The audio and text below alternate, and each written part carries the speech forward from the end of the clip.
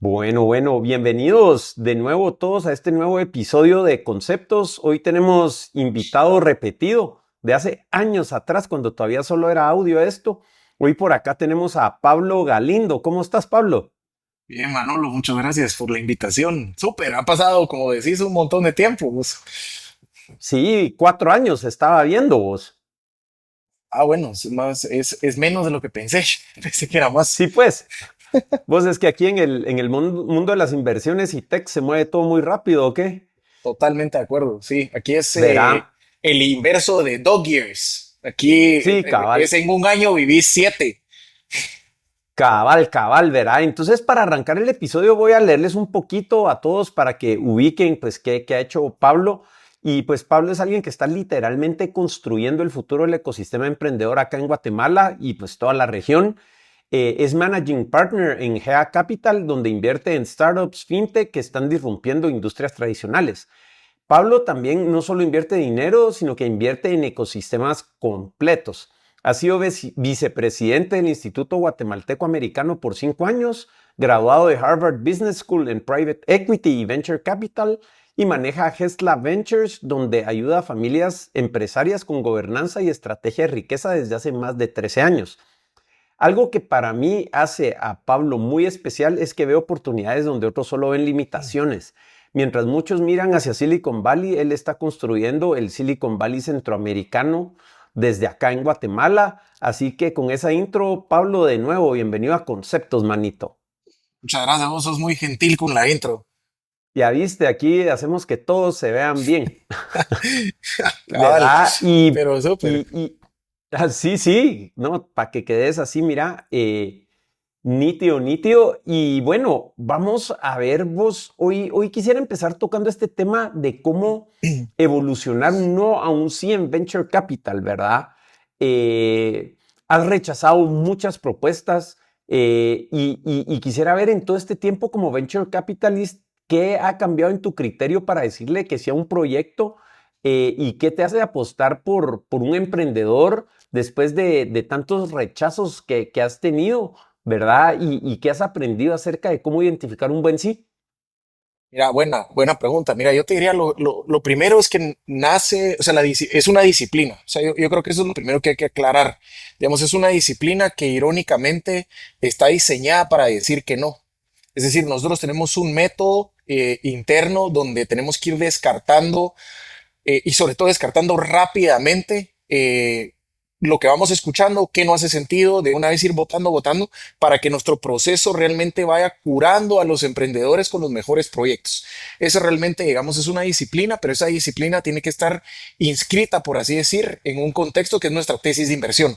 Entonces, de hecho, nosotros empezamos GA Capital con 3 enfoques específicos en Venture Capital. Dijimos, vemos una oportunidad gigante en el tema de fintechs, es decir, hay un segmento de la población latinoamericana que está completamente desatendida al sistema financiero tradicional.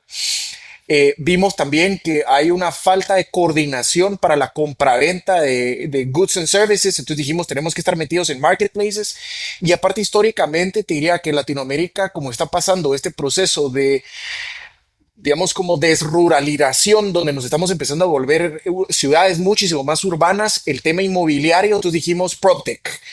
He de decirte que en las dos últimas nos quemamos las manos tremendo, es decir, le apostamos a emprendedores súper capaces, con equipos de primer mundo, con tecnologías súper sofisticadas, etcétera, pero al final siempre hay un elemento incógnita que es cómo va a recibirlo el mercado en Venture Capital. Es decir, porque tus early adopters no necesariamente se van a masificar, que es al final lo que buscas, pero no necesariamente pasa. Y lo que nos dimos cuenta es que tanto en marketplaces como en la parte property technology, las adopciones son demasiado más lentas de lo que el capital puede aguantarlas. Entonces, Ya. esa disciplina nos llevó a decir, ok, acá definitivamente no va. Entonces, enfoquémonos en fintech. Pero si pensás, fintech también es un universo gigantesco, donde puedes ir desde servicios tradicionales bancarios que han existido desde el primer banco en Venecia, hasta cosas muy sofisticadas como hedging de cripto, digamos. Entonces, dentro de todo ese espectro gigante, Parte de esa disciplina de tener una muy buena tesis de inversión es decir, en dónde queremos competir. Entonces, donde nosotros nos sentimos sumamente cómodos es en esos servicios financieros tradicionales que el sector financiero tradicional, valga la redundancia, no puede atender con su infraestructura. Entonces, tenés ahí casos como es un Bana, que ha sido, digamos, realmente nuestro ícono, se podría decir al momento, pero realmente porque fue la primera. O sea, a ver, son espectaculares en muchos sentidos y podemos tomarlos a ellos como un template de lo que buscamos en el resto de emprendimientos, pero son los que más tiempo han corrido bajo nuestro portafolio, ya tienen 5 años. Ujú, Entonces, claro. es muy injusto a veces contra las empresas nuevas del portafolio hablar de Vana, porque puta, dicen, ¿cómo me comparas si aquí ellos tienen 5 años? Ese es el punto, digamos. Entonces, ¿en dónde nos circunscribimos? Por ejemplo, lending fiduciario. Ahí tenemos Vana. Estamos ahora, digamos, y contigo ahora es literalmente a hoy o mañana de firmar el term sheet, digamos, con otra empresa de créditos prendarios. Estamos Ujú. buscando oportunidades en el tema de seguros. Entonces, en ese tipo de nichos donde los usuarios están casi que pidiendo a gritos por este mismo fenómeno otra vez de la urbanización que está viviendo América Latina, donde necesitan servicios financieros bastante tradicionales, pero la infraestructura del sistema financiero no les puede brindar eso. Entonces, cuando te hablo de esa disciplina, decir que no con ese contexto, ¿qué buscamos? Te diría, mira, algo que he aprendido a ponderar, digamos que casi que todos los VCs worldwide estaríamos de acuerdo con lo que voy a decir, el equipo importa muchísimo, te diría, en América Latina y en Guate específicamente, el equipo es 10 veces más importante que en otros países. Es decir, Y acá pues, el equipo tiene que no solo tener la capacidad de poder producir el producto o servicio, de llevarlo, digamos, al mercado, etcétera, hacer crecer la compañía, labores de gestión, tiene que tener la visión, sobre todo, de poder pasar de founder a CEO. O sea, tiene que tener un ecosistema de skills que no son tan naturales a nuestras regiones. Y dejando eso de lado, tienen que ser unas máquinas, Manolo, porque cuando digo unas máquinas es así como o sea, pienso casi en una estrategia militar ujú, alemana, algo, digamos, sumamente metódico en go-to-market. Tiene que ser gente que tiene una disciplina para poder llevar el producto al mercado, pero flawlessly. Eso para nosotros, digamos, pesa tremendamente. La solución va a ir evolucionando, va a ir cambiando, la tecnología tiene que ir cambiando, tiene que ir evolucionando, pero ese mindset de ser go-to-market oriented, eso para nosotros es no negociable. claro, mira, ¿y crees que eso tiene que ver con la naturaleza de nuestro mercado, donde por la madurez o el proceso en la curva en que está el mercado latinoamericano, es difícil llegarle al mercado y lograr que hagan onboarding a servicios digitales para lo que tradicionalmente se ha hecho físicamente o análogos? ¿Crees que tenga Mira, que ver con eso? yo te diría que tenemos dos barreras, digamos, que son fuertes. La primera es que la adopción tecnológica la han habilitado, por así decir, las redes sociales. Ujú, Entonces, el uso del celular es un uso netamente social, digamos.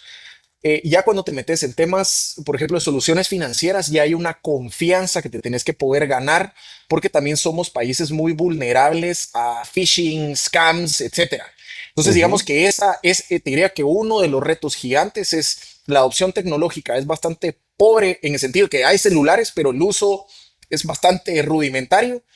Y Ok. luego el barrier of trust, o sea, ganarse la confianza de un cliente latinoamericano en un sistema financiero donde, o con una solución financiera, donde hemos sido tan susceptibles a un montón de estafas, eso es durísimo.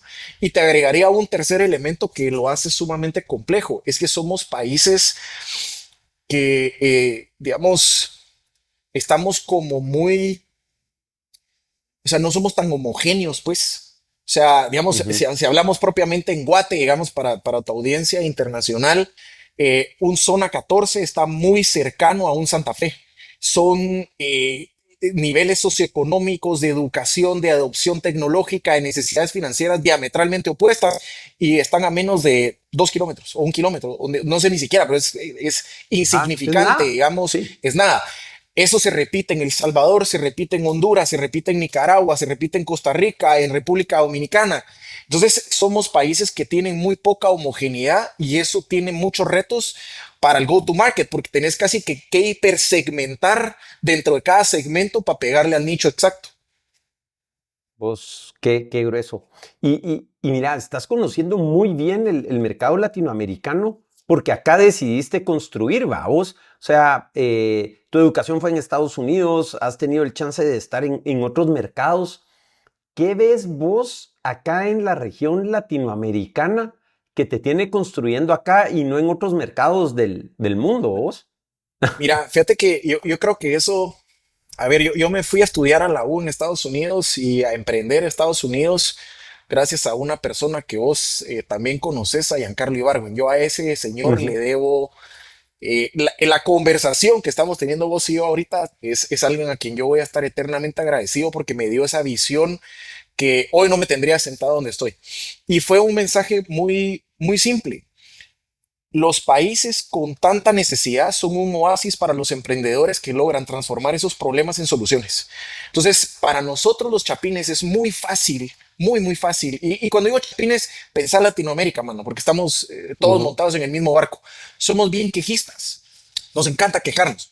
Y sobre todo ahorita, digamos, que el tráfico, qué educación, qué agua potable, qué alimentación. Puta, es queja a granel por todos lados y te diría que ujú, un mal emparentamiento que hemos hecho con esa queja es que el gobierno, es que no va a venir del gobierno las soluciones a nuestros grandes problemas. O sea, si algo ha demostrado en América Latina la presencia de gobiernos es la incapacidad y la incompetencia que tienen. Entonces el ujú, sector privado empresarial es el que tiene que poder identificar con nuevos modelos de negocio cómo darle solución a eso. Entonces cuando vos ves Guate con esa nueva lente, o América Latina, for that matter, ¿va? Con ujú, esa ujú. nueva lente de oportunidades, mano, no pudimos haber nacido en el mejor momento para América Latina.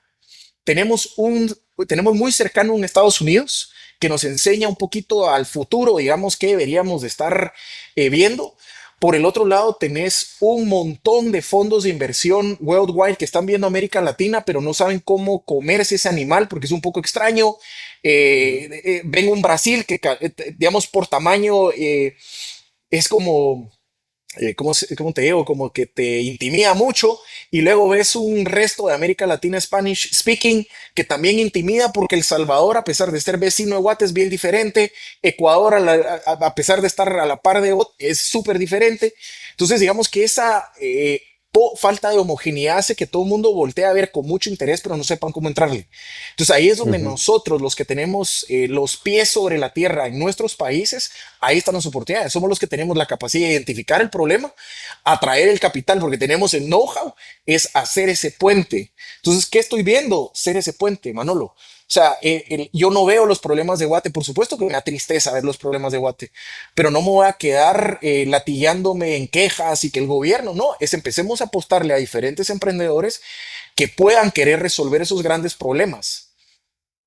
Claro, o sea, es un tema de proactividad, ¿verdad? Vos creo yo que es verlo con el lente de ver cómo resolvemos todo lo que está pasando y pues si lo ves así, atascate que hay lodo, pues porque hay Es mucho que por hacer. voltea a ver, o sea, digamos, yo te diría que mientras muchos emprendedores, inclusive, porque nos ha pasado, no tienen esa visión que te estoy dando ahorita, están tratando como de, y lo voy a satirizar, quieren el nuevo Facebook. Mano, tenemos problemas tan grandes en América Latina y los problemas grandes en América Latina se comparten con Asia, con India. Entonces, si vos resolvés, por ejemplo, problemas de agua potable en Guate, lo puedes replicar en India y en Asia con 1.2 billones de habitantes. ¿Qué mejor problema que taclearlo cuando tenés ese tamaño de mercado para resolverlo? Lo que pasa es que tenés que salirte de la mentalidad sexy de decir voy a hacer el nuevo Facebook y pensar en te voy a dar una solución de agua potable o de mejor educación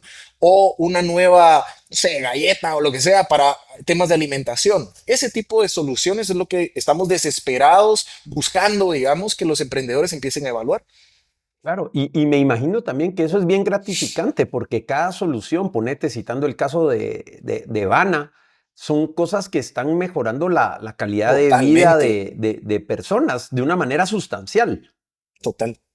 O sea, digamos, ahí tenés casos de personas que, por ejemplo, son, tenemos como para hablar un típico use case de Vana. Son personas que, por ejemplo, son plomeros Y entonces vos los llamás y decís, mire, señor Juanito, fíjese que necesito que me venga a ver el tubo de mi lavaplatos. Entonces le mandás fotos y él ya tiene un servicio de valor agregado con vos, porque con las fotos y las medidas puede pasarlo comprando y no le has pagado. Entonces pide un crédito de empezando, digamos, 200 quetzales, ya te puede atender mejor y no digamos una emergencia médica, donde no podés Ujú. esperar a que te caiga algo de lana porque es gente que vive, digamos, en trabajos del día a día, sino te resuelve una emergencia médica. Entonces, tu calidad de vida definitivamente incrementa cuando tenés acceso a capital, ya sea para oportunidades o para emergencias. Claro. Vos y hace un ratito me hablabas del puente, ¿verdad? Ajá. Que querés ser el puente.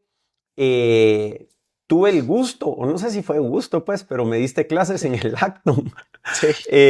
¿verdad? Y compartimos Si no allá fue justo, no sé si fui buen profesor, pues. muy temprano, hombre. No, la verdad que aprendí mucho allá con vos. Pero esta idea de puente la quiero llevar un poco al tema de la maestría, ya del MBA, ¿verdad? Sí. Porque creo que para que estos emprendedores puedan resolver los problemas tan peculiares de nuestra región, que como bien decís, urge que se resuelvan, hay un puente grande entre eso y los casos de estudio y el material de Harvard que vimos en el salón. Sí. O sea, ¿cómo construís ese puente entre el material didáctico, pedagógico de Harvard y la realidad de la región latinoamericana y traer todo ese conocimiento a que sea práctico en el campo de batalla, vamos? Mira, yo te diría que ahí, digamos, hablando propiamente, digamos, de Acton, ahí es donde el diferenciador fundamental es que los profesores que damos en Actos, todos somos empresarios. Es decir, a todos nos ha tocado tropicalizar, y ahorita voy a decir tropicalizar qué. Digamos, hay algo que tiene la formación no solo en Harvard y las buenas universidades de negocios, sino también tiene Acton, digamos, con su material de Harvard justamente, porque se construye, digamos, sobre ese ecosistema de recursos. Y es que los principios de la buena gestión, Manolo, se mantienen, no importa si estás en China, en España o en Guati. O sea, Ujú.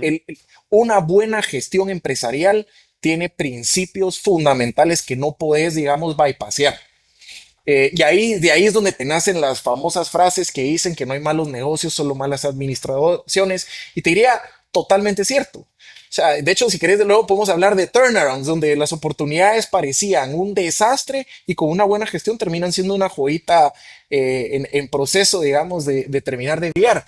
Pero ahora, ese puente es tu experiencia empresarial. O sea, definitivamente el profesor, ese es su rol. Y te diría que ese es nuestro puente. Es cómo tomas esos principios de gestión con un conocimiento digamos, de tu país, de tu idiosincrasia, de tu región, y how do you blend them in. Entonces, por Ujú. ejemplo, ¿qué diferencias fundamentales, digamos, podríamos ver contra un Estados Unidos? Allá la gente es muchísimo más pragmática. Acá somos un poquito más emocionales, aunque no lo queramos reconocer. Aquí tenemos que ser un poquito más seditas, tenemos que ser un poquito más dulces. Los problemas también los tenemos que abordar diferentes. No podemos ser tan pragmáticos como una cultura americana. Pues, entonces te diría, Ujú. pero al final, if you take care of your people, you're gonna be able to take care of your profits. Va, el principio se mantiene. ¿Cómo vas a take care of your people? Vas a tener que meterle diferentes cosas más tropicales, pues.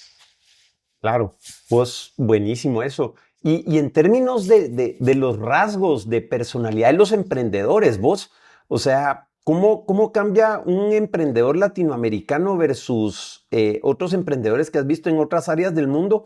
Y no haciendo una comparación de quién es mejor ni nada, sino que creo yo que estás en una posición única de ver de haber visto dos lados del mundo que te permite tener una visión más holística del emprendedor, ¿verdad? Entonces, estoy convencido y seguro que los emprendedores chapines y latinoamericanos tenemos muchas fortalezas sobre los emprendedores de otras áreas del mundo. Sin embargo, creo que sí hay distinciones ahí que conociéndolas le puede ayudar a los emprendedores latinoamericanos que nos ven. ¿Qué dirías vos Mira, que hay por ahí? sí, me encanta la pregunta, porque algo que definitivamente no puede no tener un emprendedor latinoamericano es que tiene que ser una persona completamente inconforme con el status quo. O Ujú, sea, en Estados Unidos puedes encontrar emprendimientos más como de eficiencia, si quieres ponerlo así, como para reducción de costos, procesos, etcétera, u otros emprendimientos que van a eficientizar, digamos, otras cosas o que van a tener valor agregado pero para que vos puedas construir una solución a un problema cuya alternativa es hoy rudimentaria, tenés que ser una persona que se estorba por esa solución rudimentaria. Tenés que ser una persona que ujú. sos un non-conformist, diríamos. Por supuesto que en Estados Unidos probablemente también sean non-conformist, pero es una mezcla la que tiene que tener el latinoamericano, que es no solo es un inconforme, sino encima es un contrarian. O sea, tiene que ser un rebelde que dice, no solo estoy inconforme, sino encima le voy a dar la contra a ese status quo. Yo voy a proponer algo mejor. Claro. Y eso se debe justo a lo que decías, a la naturaleza de los problemas que estamos viendo, pues. Correcto. Tendrías que tener un grado, si lo querés poner así, o sea, de empatía con los problemas que querés Ujú, resolver. Es decir, porque al final de las 500 no puedes montar un negocio sobre algo que nadie quiere. Entonces, tenés que montar un negocio sobre algo que no solo mucha gente quiere, sino está dispuesta a pagar por tener resuelto el problema. Entonces tenés que empatizar muchísimo también con la gente. Por ejemplo, un Cristóbal Ibargüen, CEO y fundador, digamos, de Vana, tuvo que empatizar con la gente que en un momento de una emergencia médica necesitaba 500 pesos y no tenía ni un primo a quien pedirle prestado, pues. ujú. Entonces, si no tienes esa capacidad de empatía y también por el otro lado reaccionar ante esa empatía como con una inconformidad y con una frustración de cómo es posible que este tipo de problemas sigan existiendo en una población tan grande, si no tenés esa capacidad de empatar esa empatía con ese contrarianism, digamos, y con esa rebeldía, decir, lo va a cambiar, no va a pasar nada. Claro. Y me imagino que mucho nace de la empatía, ¿verdad vos? O sea, porque para estar inconforme y querer ir en contra y meterte al camote, porque hay que decirlo, vos, que meterte Sí, a resolver esos problemas no es como que un walk in the park, ¿va? Tiene que haber algo que emocionalmente te mueva y te comprometa con resolverlo. O sea, un problema así no lo vas a resolver porque qué cool yo voy a ser CEO fundador, ¿va? O sea, tiene que total. haber una llama interna que te motive para pasar los 7 círculos del infierno de Dante por los que Literal. vas a tener que pasar hasta llegar, ¿o no? Total. Y te diría, fíjate, que el mismo proceso de emprender es tan, digamos, tan no natural al ser humano que el mismo Ujú. proceso como que weeds out a los que están for the wrong reasons. Ajá. Es decir, el que no tiene esa capacidad de empatía llega a no poder desarrollar un producto con los features correctos para una buena adopción. Y ahí todo va en espiral para abajo, pues. O sea, sí realmente tiene que ser un muy buen match todo y empieza, como vos decís, con un buen entendimiento del cliente o empatía en este caso, pues que al final no los puedes separar el uno del otro. Claro, claro. Mira, ¿y te parece que dejemos el emprendimiento en pausa Démosle. un ratito y platiquemos un poco de los family offices y cómo estás participando ahí y qué rol jugás en esa parte del ecosistema? Buenísimo, mira, eso realmente surge como una especie de spin-off. Me voy a ir un poco para atrás. Gestla Ventures antes era un fondo de inversiones de private equity. Comprábamos empresas de alimentos, las arreglábamos y las vendíamos a las multinacionales. Y lo que empezó a pasar naturalmente es que, te voy a decir muchas para no ser totalista, es decir, el 100%, pero fue casi el 100%, eran empresas familiares. Entonces a nosotros nos tocaba, entre el proceso de M&A, tomar control, etcétera, lidiar con empresas familiares. Entonces, de ahí es donde se cierra Gestla Ventures en su fondo 2, digamos que esa es historia que podemos tocar más adelante o en otro podcast. Y entonces Ajá. digo, ok, si hay un valor interesante en ayudar a familias a organizarse patrimonialmente. O sea, porque lo tuvimos que hacer con más de 30 familias a lo largo de las adquisiciones de más de 30 empresas, pues. Ujú. Entonces de ahí es donde viene un poquito esta necesidad, digamos, como de organizar. La otra cosa es que el segundo paso de tener una familia bien organizada en la gestión de las empresas familiares, el resultado natural es, ok, ahora qué hacemos con la plata que me sobra, family office. Y a veces oímos el concepto como family office y decimos, a la gran, o sea, es, tengo que tener hasta una secretaria que me compra los boletos de ver. No, no, no. Es decir, el concepto de organizar patrimonialmente el excedente de la familia en una disciplina de inversión, por muy chiquito o muy grande que sea, la disciplina cae bajo el cajón de family office. O sea, porque es una oficina de inversión que le debe responder, digamos, a la familia.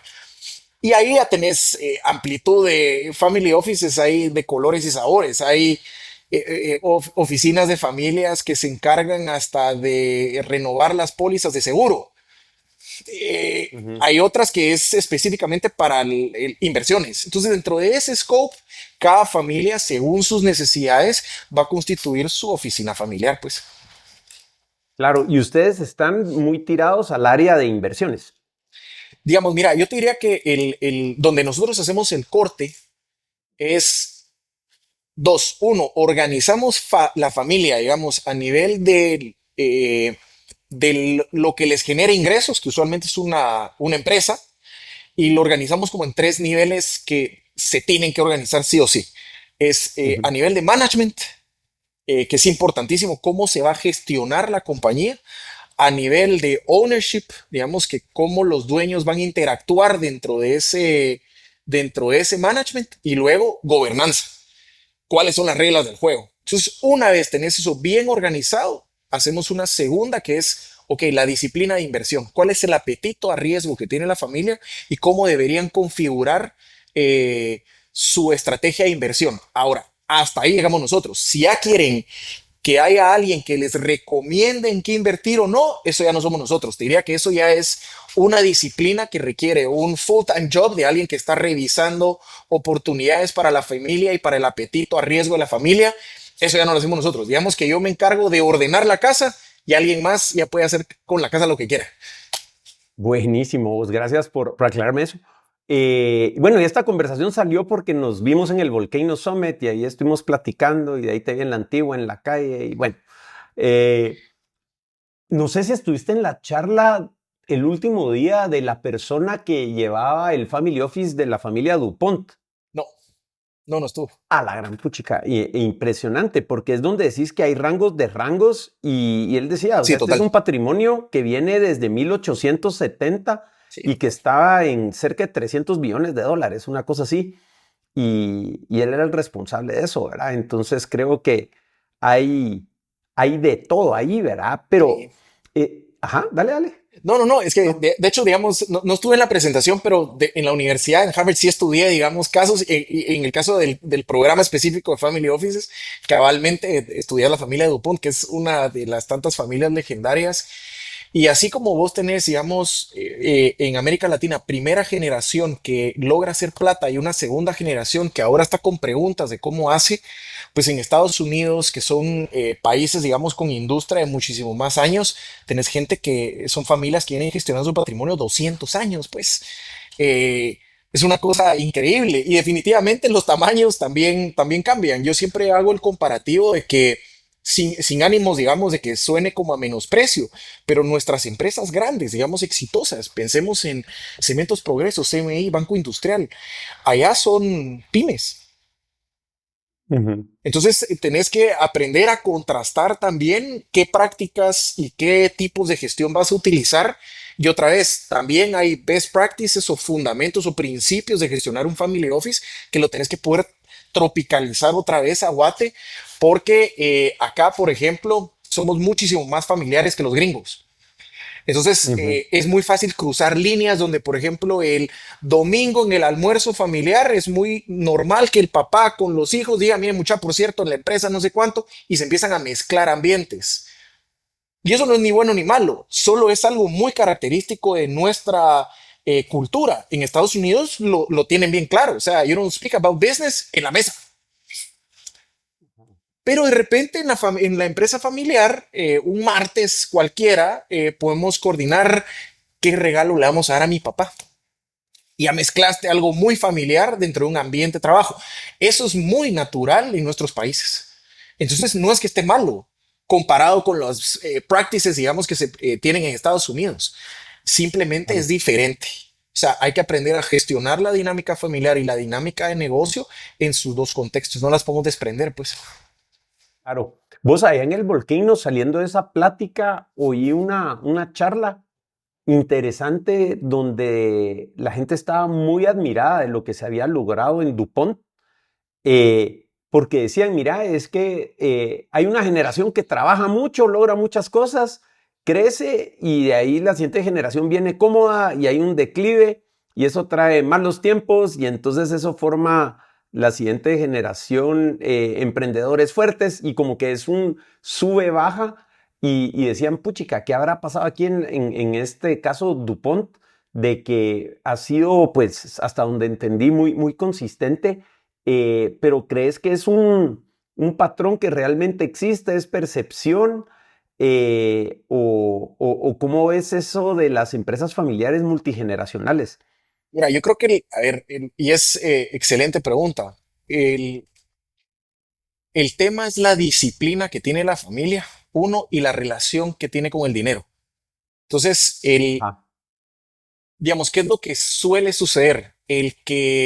Voy a decir así, el que picó piedra vino con una serie de precariedades y de cosas que no logró tener, digamos, que luego se bifurca, tienen dos caminos, o se vuelve igual de duro con sus hijos, entonces los hijos lo resienten, es así como, ala, qué pura lata mi papá que teniendo plata nos hace pasar a nosotros estas necesidades. O el otro camino es, puta, les voy a dar acceso a aquellas cosas que yo no tuve. Y usualmente en América Latina es más esta segunda que la primera. Entonces lo que ujú, sucede es que quien picó piedra versus quien gozó del resultado de esa picada de piedra, ya tienen dos concepciones completamente diferentes de cómo se crea valor. Uno tuvo que picar claro. piedra, el otro tiene que administrarlo. No digamos qué pasa con una tercera generación, donde ya Ujú, tenés cierto sense of entitlement, digamos, donde, puchica, aquí ya, o sea, tenemos el abuelo ya picó piedra, mi papá lo está creciendo, entonces yo ya estoy nítido. Es más, inclusive puede que ya ni siquiera me quiera dedicar al negocio, sino quiero dedicarme a otras cosas completamente distintas al negocio.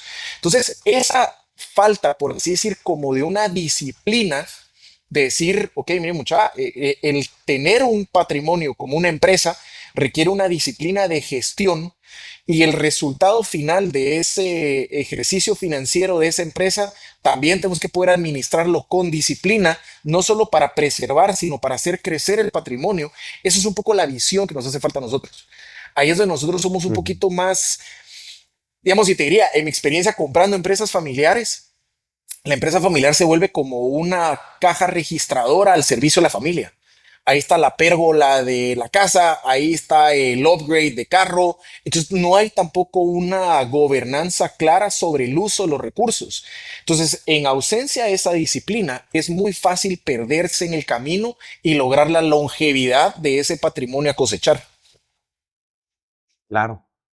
Claro, claro. Vos, interesante. Y un tema que ha salido a través de nuestra plática en todos lados es esto de la disciplina, ¿verdad? Vos, que Clave. es clave. Y te quería preguntar, o sea, sabiendo en todo lo que haces y los múltiples sombreros que utilizas, ¿verdad? Vos y las distintas áreas, o sea, ¿cómo manejas tu energía? ¿Cuáles Excelente. son tus rutinas de trabajo? Sé que sos papá y que te lo gozas un montón. O sea, ¿cuál es la disciplina de Pablo a nivel personal que le permite llevar todas estas áreas de su vida de una manera tan intensa? Mira, yo te diría que hay, digamos, definitivamente hay un orden y hay y va a sonar cero sexy, hay una rutina. Y mi rutina, es decir, es hiper predecible. Vos sabes perfecta, si te enseñara mi agenda, sabes perfectamente qué tengo que hacer los lunes a las 9 de la mañana, qué tengo que hacer los viernes a las 2 de la tarde. O sea, es bien predecible. Dentro de esa ¿Ok? predictibilidad, digamos, yo tengo espacios de holgura. Entonces, como yo me disciplino, es bajo la regla de when play, play y when work, work. Pero Ujú, no podés play when you have to work and you cannot work when you have to play. ujú, Entonces, digamos, es para mí cada momento tiene su función, pues. Entonces, ponele, 7 de la mañana, paso por mi hija a la casa de su mamá, y empieza lonchera. ¿Ok? Yo ya sé que la voy a despertar, voy a hacer lonchera para mantener la rutina de gozármela, previo, digamos, a una separación. Entonces, ¿qué Ajá. hacemos? Llego, la despierto, eh, pero en ese momento no me voy a poner a contestar correos, a organizar una llamada. Ese es el momento con ella. ¿Me Ujú. explico? Y lo mismo, una vez entro a la oficina, es el turmoil de la oficina, digamos, de GEA. Entonces tengo que saber ubicar diferentes slots para diferentes cosas, pero una vez entro en ese slot, ese es su slot. O sea, yo te diría que lo que yo no hago es multitask. Ya, ya, trabajas muy en serie todo. Es que lo contrario no, digamos, no, bueno, a ver, es lo que me funciona a mí, tal vez a alguien le funciona hacer un poquito de todo en cada momento. Digamos, Ajá, yo en ese ajá. sentido soy como un one track mind, o sea, y de hecho si te mostrara mi calendario, tengo organizadas los diferentes frentes por colores. Yo ya sé que, por ejemplo, las clases es el calendario de la U, entonces rojo, pues porque la amarro rojo. Eh, Ujú. digamos, GEA lo tengo en verde. Pontem Group lo tengo en verde oscuro. Una empresa que, digamos, por GEA me toca ser como el gerente general, que es Top Bikes, Becesa, es amarillo. Entonces, digamos que mi dashboard visualmente yo sé qué sombrero me tengo que poner en qué momento. Pero cuando estoy con ese Ujú. sombrero, ese es el sombrero. Sí, pues, o sea, sí, es que hace sentido, ¿verdad? Más que las funciones cognitivas y las actividades que tenés que hacer son tan distintas de un área a la otra que el costo de hacer ese context switching es bien alto, Sí, es ¿ah? bien. Y te diría, Manolo, también, digamos, mi vida y mi trabajo, digamos, está organizado también alrededor de mi personalidad. O sea, yo soy una persona que, digamos, yo te diría, cuando yo salí del Lumosity, yo tuve una especie como de crisis existencial. Entonces yo dije, puta, yo no quiero volver a pasar por esto nunca más. No me Ajá. arrepiento de haberlo hecho, pero digamos que no es una actividad que repetiría, no volvería a montar una empresa de tecnología, nunca. Digamos que tiene su precio y su costo emocional. Gracias por las porras. Sí, ja, pero digamos, por eso digo, es un hell of a ride, pero sí aprendí que no necesariamente era my ride. Entonces yo lo que Sí. dije es, yo definitivamente tengo que tener un trabajo que tenga 5 elementos, o sea, construir y cuando digo trabajo, es una serie de actividades. Primero tiene que ser challenging. Si para mí es algo que es muy fácil de hacer y de dominar, no me enganchan. O sea, es algo que no me Ujú. llama. A mí me llama, me entretienen los grandes problemas, pues, si lo querés poner así. Dos, Ajá. también tiene que ser novedoso. O sea, si es algo que es súper monótono, I'm gonna disengage. O sea, simplemente no va conmigo. Tres, te Ujú. diría que la otra condición que puse es que definitivamente tiene que tener un impacto en Guateos. O sea, si no dejamos Guate un poquito mejor de como la encontramos, pues qué sentido Ujú. tiene estar entretenido y bien enganchado si no estás haciendo nada, digamos, útil por las siguientes generaciones. Cuatro, pues definitivamente es una realidad que tengo que poder, tengo un estándar de vida que me gusta tener. No soy una persona gastona, soy bastante frugal, digamos, en muchas cosas, pero me gusta saber que tengo la holgura y la comodidad de, entonces tenía que ganar bien. Y Ujú. cinco, que te Comprarle diría, cervezas a tus amigos en la antigua, pues. por ejemplo, cabal.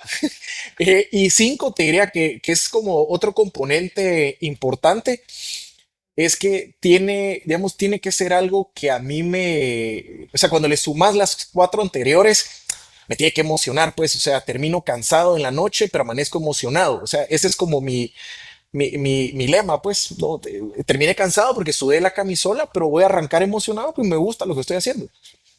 Claro. Vos, y me imagino que la experiencia de Lumosity algo cambió en vos que te llevó a hacer esta definición. Y yo creo que es bien importante, no sé si recordás ese momento, pero ¿cómo fue que llegaste a decir, quiero diseñar mi vida? Es que ahorita que te oí hablar, es decir, ok, Pablo hizo un proceso de diseño de vida, hizo la arquitectura de cómo quería que fuera su vida. No sé si tenés recolección de ese Perfecto. proceso, cómo fue a vos, Mira, te porque puedo creo que es decir de algo que dónde muchas venía. personas que nos... Ah, ¿cómo? Te puedo decir inclusive de dónde venía. O sea, mira, para Sí. ir un poco a escarbar ahí, ¿quién es Pablo? Mira, vos, yo siempre fui Tenemos una especie como de loose cannonball, aún en el colegio. O sea, yo creo que los primeros, fácil, 20 años de mi vida, solo no sabía qué diablos hacer, ¿me entendés? Está, y cuando digo como loose cannonball, me guiaba por lo que me llamaba la atención. Entonces no tenía realmente una brújula, digamos, bien ajustada. Ahí es donde entra, digamos, el rol tan importante, digamos, de alguien como un mentor, que fue en su momento Yanka, Ujú. que te empieza a decir, espérate, estás all over the place. Entonces yo solo tenía mucha curiosidad intelectual, te voy a decir que tenía mucha curiosidad intelectual, muchas ganas de hacer algo grande, pero no tenía ni la más remota idea de lo demás. Entonces leía mucho, pero no sabía qué diablos hacer. Entonces empiezo a entrar en una especie como de... ¿Vos te acordás de Forrest Gump? Sí, claro. Ah, mira, yo cuando veo esa película, a mí me da ternura porque yo me siento como Forrest Gump, man. O sea, me dijeron, jugad ping-pong, puta, démosle, juguemos ping-pong, pero seamos los mejores. Anda ahora a la guerra, puta, pues vas a la guerra, pero, o sea, hacer lo que vas a hacer, Ah, digamos, con cierto grado de excelencia, pero termino en Lumosity justamente por esa colección, digamos, de ¿por qué no probás? Démosle. ¿Por qué no probás? Démosle. Entonces, por ejemplo, me acuerdo la primera cosita, me dice Yanka, me dice, mira, hay un seminario en el Santa Fe Institute de Nuevo México, un internship, digamos, largo, de como 2 meses, 3 meses, sobre Complexity Economics. ¿Por qué no te vas? ujú. ¿Qué hizo Forrest Gump? Mano, apliqué, me metí, me fui. Mira, fíjate que está este programa en Harvard sobre Cognitive Science, no sé qué, ¿por qué no aplicas? Démosle. Ahí nace el Lumosity, mira, ¿y por qué no armamos este negocio? Démosle. Entonces como que fui muy a la deriva de las oportunidades. Sí te digo, Manolo, que no soy una persona religiosa, pero me considero una persona muy afortunada. O sea, si a vos te gusta la Ujú. música, digamos, de Verve, que es los que cantan de Bittersweet Symphony, diría que Ujú. esa canción y Ama Lucky Man son dos canciones con las que yo puedo explicar musicalmente mi vida. Entonces, después de ese reventonazo, a mis 36, no, perdón, 28, 29 años, Ujú. dije, puta, yo no puedo seguir el resto de mi vida como un loose cannonball. Entonces ahí identifiqué, sé que tengo toda esta energía, pero no la puedo canalizar erráticamente. O sea, porque vos que me conoces, soy como un toro que cuando ve la manta roja, puta, y va con todo. Va, esa energía la tengo que canalizar en pocos proyectos o voy a terminar completamente untado, bien delgado. ¿Va? Entonces Ujú. ahí viene una primera reflexión fuerte, decir, bueno, ¿qué voy a hacer?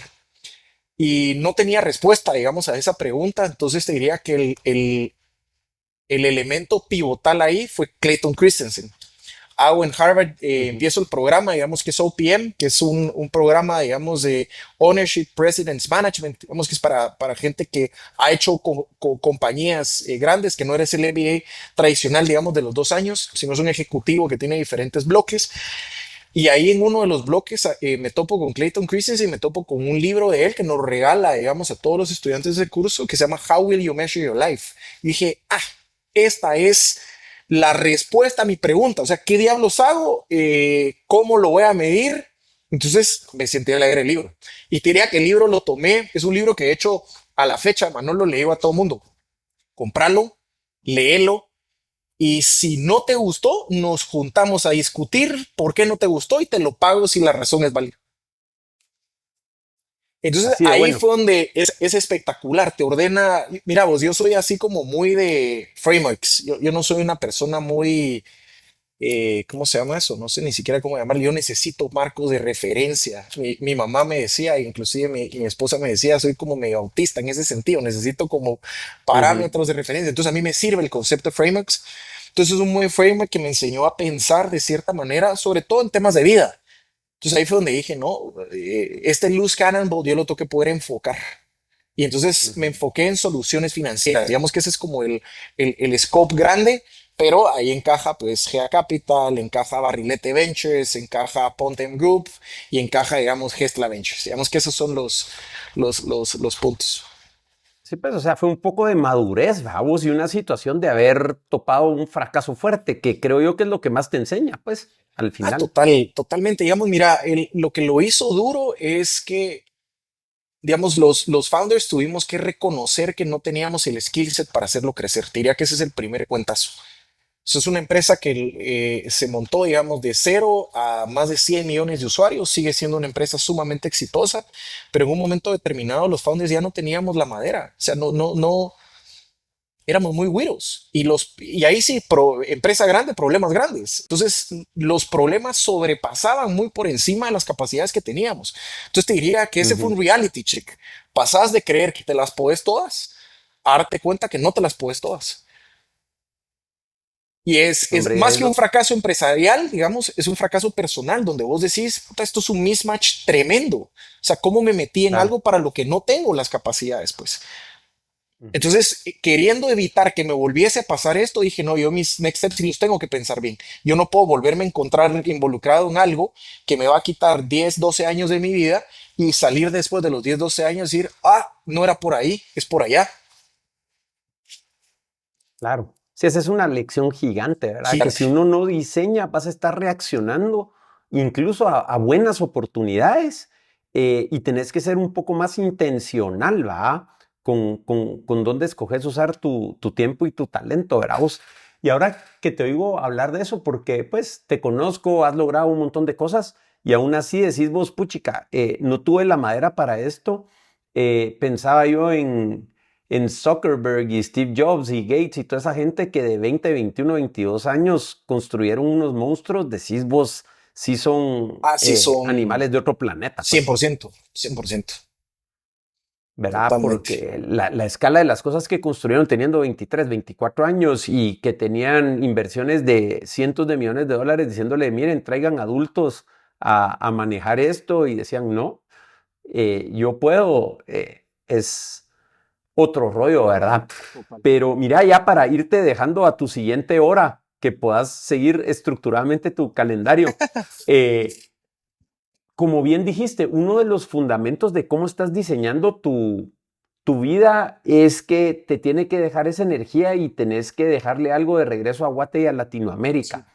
O sea, ¿qué le querés dejar a tu familia, a las futuras generaciones en Guatemala y Latinoamérica? O sea, ¿cómo ves que, o sea, al final de tu vida, cómo verías tu carrera hacia atrás como exitosa al haber logrado qué?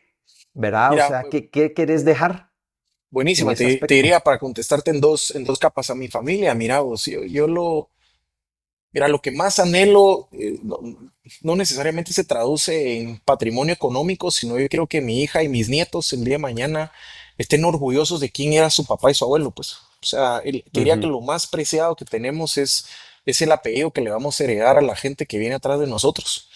Entonces, ujú, bajo esa lente, te diría, familiarmente, pues obviamente estoy trabajando para poder dejarles alguito, pero definitivamente lo más importante que les voy a dejar es que se recuerden con orgullo de quién era su abuelo y su papá. Eso te diría que a ujú. nivel familiar, emocionalmente hablando, digamos. Por el otro lado, también Claro. vos siento una responsabilidad con nuestra guate de dejarla un poco mejor. O sea, eh, digamos, no voy a hablar de política ni nada por el estilo, digamos, porque no es el lugar, pero te diría que muchos se han dedicado a sangrar Guate.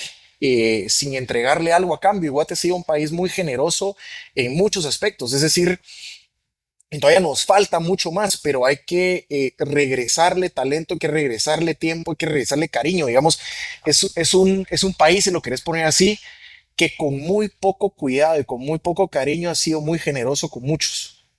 Entonces, Ujú. tenemos que devolverle un poquito, digamos, eso. Ahora, ¿cuál sería como mi meta? Te diría que lo que nos unió con Juan Mini a montar Gea Capital es una visión a largo plazo de dinamizar en todo su espectro el mercado de capitales de Guate, desde venture capital, private equity, mercado de capitales, es decir, necesitamos en ese proceso de dejar de ser un país altamente rural a ser un país altamente urbano, es poder acceso a financiamientos, no solo financiamientos a personas, como hablamos de Bana, financiamientos a empresas. O sea, tenemos que poder ayudar a las empresas a crecer y eso solo se hace con capital. Es decir, yo recuerdo un texto muy rudimentario, que eso era lo que me encantaba del Muso, de sus textos, vos que eran una cosa simplísima, y decía, cómo salir de la pobreza. Capital. O sea, es que definitivamente no hay de otra. Entonces no nos estamos inventando el agua azucarada, Manolo, sino esa es una visión que tuvo alguien grandioso hace muchos años y lo dejó en un textito que dice cómo salimos de la pobreza. Capital. Y capital en sus diferentes formas, o sea, no solo es plata, sino también talentos, es contactos, networks. Entonces, realmente donde nosotros podemos acelerar el crecimiento económico de Guate es aportando eso. Y te diría, lo aportamos con mucha generosidad, es decir, nosotros estamos haciendo inversiones, por ejemplo, en Venture Capital, donde uno de los requerimientos que le dejamos a los founders es, tienen que dejar stock options para sus empleados claves. Es decir, queremos ver Ujú. gente que empezó siendo un desarrollador relativamente skillful y que puede retirarse un par de años después con un patrimonio que de otra manera no hubiese podido crear.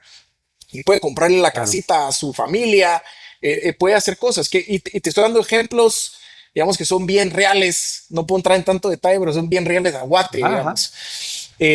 Y la otra, te diría, Manolo, desde la casa de bolsa, pues también estamos abriendo relaciones con otras bolsas de otros países. O sea, yo te diría que nosotros estamos así y nos podemos conectar de Estados Unidos. Tenemos vecinos que son muy activos en el mercado de capitales. El Salvador es comunicarnos. Tenemos un Panamá, es comunicarnos. Tenés un Colombia, un México, es comunicarnos. Entonces, otra vez es un poquito ser ese puente que conecta. Lo que pasa es que a veces, sin el a veces ser ese puente requiere un montón de trabajo que alguien no está dispuesto a hacer. Vos, pero vos sí. Así que gracias por ese servicio, vos.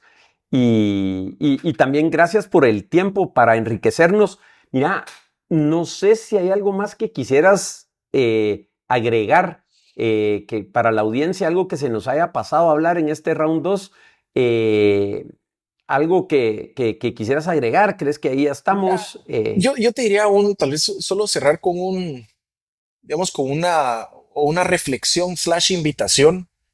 Y Ajá. esa, toda la gente, digamos, que te escucha, ya sea empresarios, emprendedores, inversionistas, personas, digamos, normales como nosotros, pues. Fíjate que mi mamá tenía Ujú. una su frase que cada vez la entiendo más. Ella era de pocas frases, pero mujer sabia en ese sentido.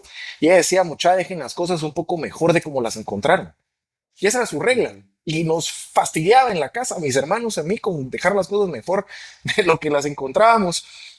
Y fíjate que ese es el mensaje que les daría. Tratemos de dejar Guate un poquito mejor de lo que lo encontramos. Y eso no quiere decir cambien el país, sino tu círculo de influencia, tu oficina, la gente con la que interactúas, el fulano, la fulana, el elevador. Subite y deja ese ambiente un poquito mejor de lo que lo encontraste. Pues ese es el mensaje que les daría a vos. Creo que eso nos hace falta muchísimo en Guate. Somos muy quejistas, y por supuesto, tenemos problemas para quejarnos, que eso es lo horrible porque sentís que tu queja es justificada. Pero tratemos de cambiar eso y decir, ok, ¿cómo puedes arreglar un poquito? Entonces, si todos viésemos cómo arreglar Guate un poquitito dentro de nuestro círculo de influencia, podríamos muy rápidamente resolver los grandes problemas. Excelente mensaje con qué cerrar. Y yo creo que súper poderoso, algo en lo que voy a reflexionar. Voy a leer How to Measure Your Life y nos juntamos al café. No creo Ahí que no me estás. vaya a gustar, pero nos juntamos a platicarlo. Pablo, no me queda nada más que agradecerte el tiempo. Vos, qué bueno que nos topamos en el volcano, que surgió la idea. Y de verdad, cada vez que platicamos aprendo algo de vos, así que muchas gracias por siempre querer transferir ese conocimiento. Hombre, a vos por la invitación, ya sabes. Está pendiente el café después del libro. Seguro que sí, y a todos ustedes que nos vieron hoy, muchas gracias por ver hasta acá y nos vemos en el siguiente episodio de Conceptos.